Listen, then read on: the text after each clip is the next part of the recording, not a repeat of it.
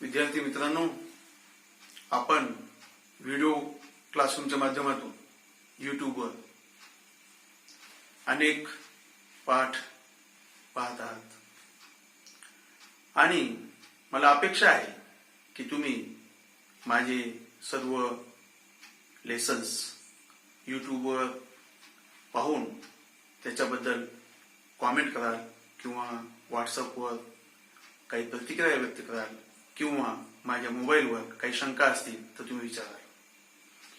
आणि मी पाहिलेलं आहे की तुम्ही अनेकदा ते यूट्यूबवर क्लासरूम पाहिलेलं आहे आणि माझे ते व्ह्यूज पाहून माझे लक्षात आलेलं आहे की तुम्ही माझे हे जे व्हिडिओ क्लासरूम आहे ते यूट्यूबवर पाहत आहात.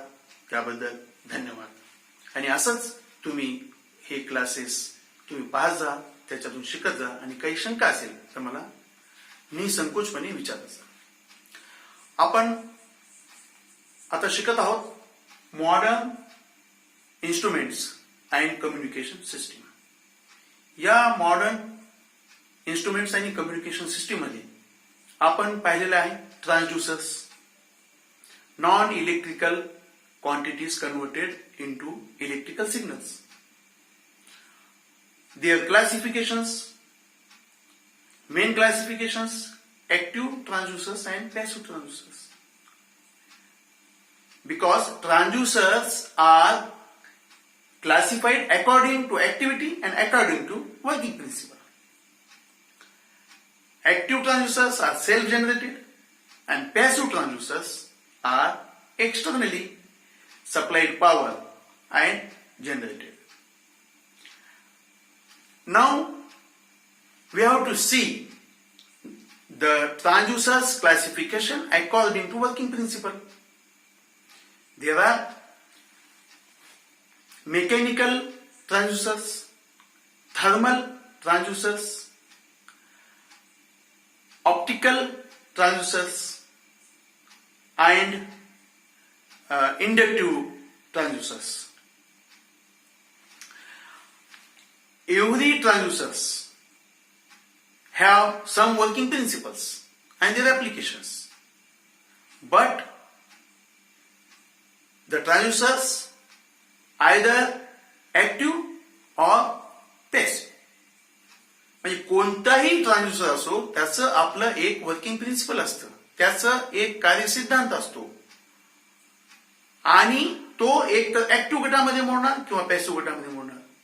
म्हणून आपण सोप्या पद्धतीनं अगदी साध्या पद्धतीनं तुम्हाला अगदी सोप्या भाषेत समजेल एक सिम्प्लिफाईड टेबलाच्या स्वरूपामध्ये आपण पाहूया की त्याचं जे पॅरामीटर्स ट्रान्सड्यूसर्स आहेत आणि त्याचं वर्किंग प्रिन्सिपल आणि त्याचं काय ऍप्लिकेशन आहे. तर आपण सुरुवात करूया ऍक्टिव्ह ट्रान्सड्यूसर्स पासून.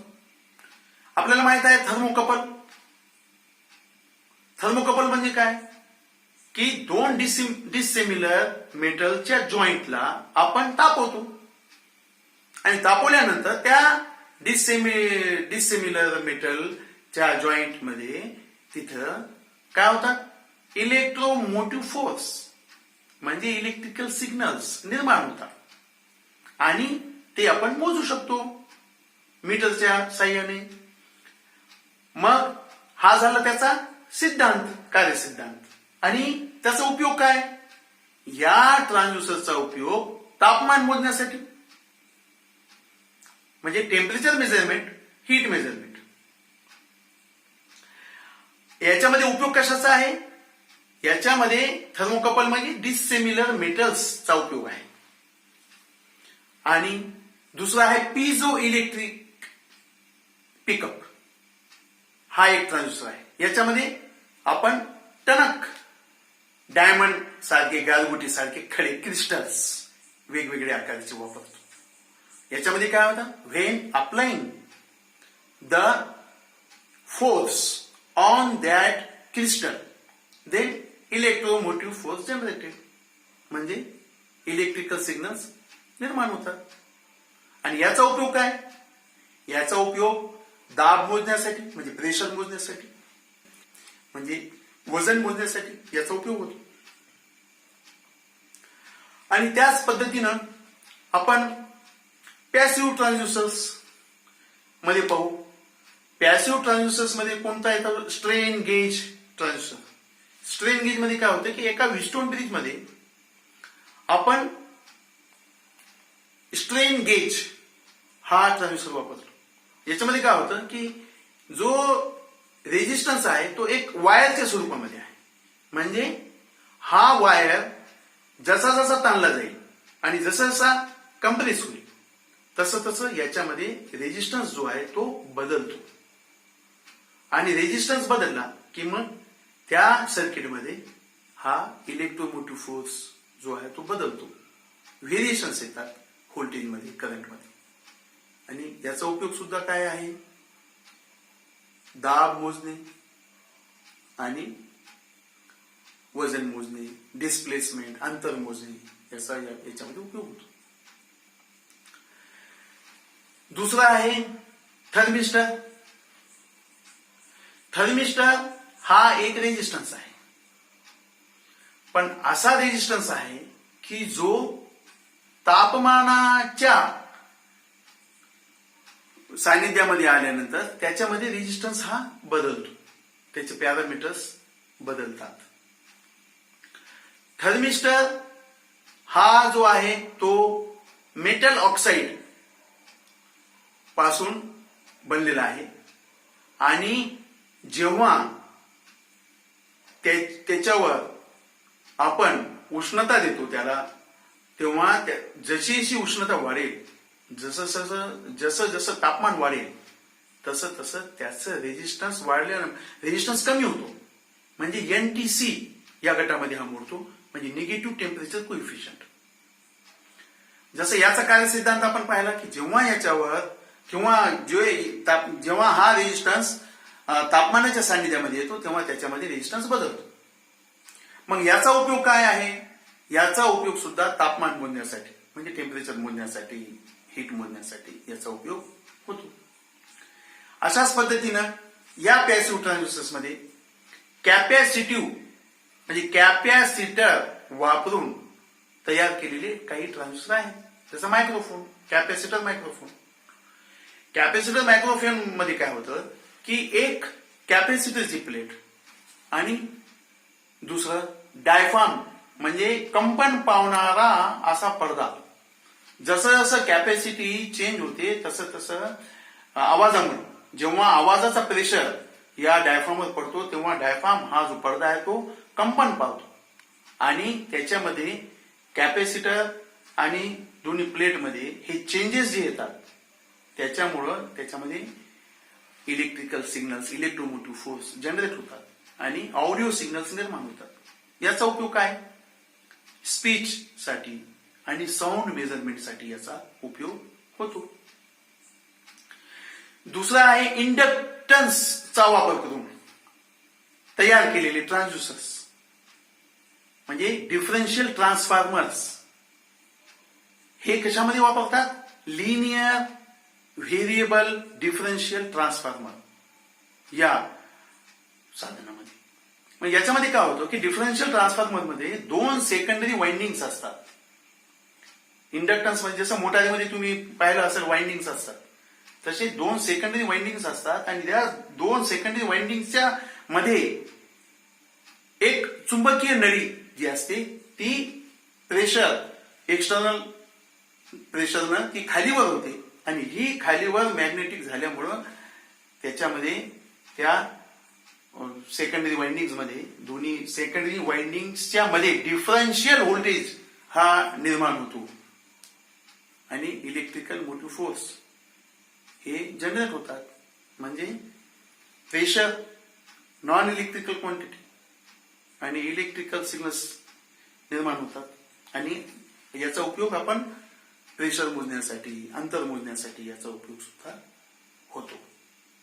तसं आहे रेडिएशन ट्रान्सड्युसर्स. जसं मी तुम्हाला सांगितलं रेडिएशन ट्रान्सड्युसर्स मध्ये फोटोडायोड, फोटोट्यूब हे येतात. आणि जेथे जेथे प्रकाशचा उपयोग होतो अशा पद्धतीच्या ट्रान्सड्युसरला लाईट ट्रान्सड्युसर्स म्हणतात. याच्यामध्ये काय होतं की प्रकाश संवेदनशील पदार्थांचा याच्यामध्ये उपयोग होतो. एक तर प्रकाश संवेदनशील पदार्थात प्रकाश पडला असता इलेक्ट्रॉन्स एमिट होऊन त्याच्यामध्ये इलेक्ट्रोमोटिव्ह फोर्स निर्माण होऊन ते ट्रान्सड्युसर्स काम करतात. म्हणजे प्रकाश हा जो आहे नॉन इलेक्ट्रिकल क्वांटिटी आणि याच्या फोटो इमिसिव्ह इफेक्टच्या माध्यमातून तिथे इलेक्ट्रिकल सिग्नल्स निर्माण होणे आणि याचा उपयोग काय आहे लाईट मोजण्यासाठी, प्रकाश मोजण्यासाठी, रेडिएशन मोजण्यासाठी. तसं LDR आहे लाईट डिपेंडंट रेजिस्टर LDR. मग याच्यामध्ये काय होतं की हा एक रेजिस्टन्स आहे पण तो रेजिस्टन्स जेव्हा प्रकाशाची तीव्रता त्या रेजिस्टन्सवर पडेल LDR वर तसं त्याच्या जो रेजिस्टन्स आहे तो चेंज होतो आणि तो रेजिस्टन्स चेंज झाल्यानंतर त्या सर्किटमध्ये मग व्होल्टेज आणि करंट सुद्धा हे सुद्धा बदलतात आणि याचा उपयोग सुद्धा काय आहे फोटो रिले सर्किटमध्ये याचा उपयोग होतो. आणि त्याच्यानंतर ऑप्टोकपलर सर्किट्स. ऑप्टोकपलर सर्किटमध्ये काय भिंगाचा उपयोग होतो. लेन्स, ऑप्टिकल्स, दोन सर्किट फोटो जंक्शन डायोड्सचं सर्किट हे भिंगाच्या माध्यमातून एकमेकाला जोडलं जातं. आणि जसं हे फोटो जंक्शन सर्किट जे आहेत ते भिंगाच्या माध्यमातून जेव्हा जोडले जातात तेव्हा प्रकाश पडला असता या ऑप्टोकपलर सर्किटमध्ये इलेक्ट्रिकल सिग्नल जनरेट होतात. आणि याचा उपयोग काय आहे की ऑप्टिकल सर्किट्सला जोडणे भिंगाच्या माध्यमातून हा याचा उपयोग आहे. तर अशा पद्धतीनं विद्यार्थी मित्रांनो आपण वर्किंग प्रिन्सिपलच्या साह्याने कोणकोणते ट्रान्सड्युसर्स आहेत ते पाहिलेले आहेत आणि